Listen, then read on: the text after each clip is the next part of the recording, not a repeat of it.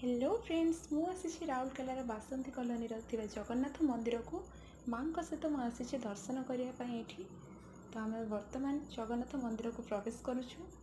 तो मंदिर को वीडियो माध्यम आपको सब देखा देखु जगन्नाथ बलभद्र सुभद्रा मूर्ति केते सुंदर है। मंदिर बहुत सुंदर है। आसला पर ये आत्मा शांति लगुच, बहुत खुशी लगुच प्रभु को देखला पर।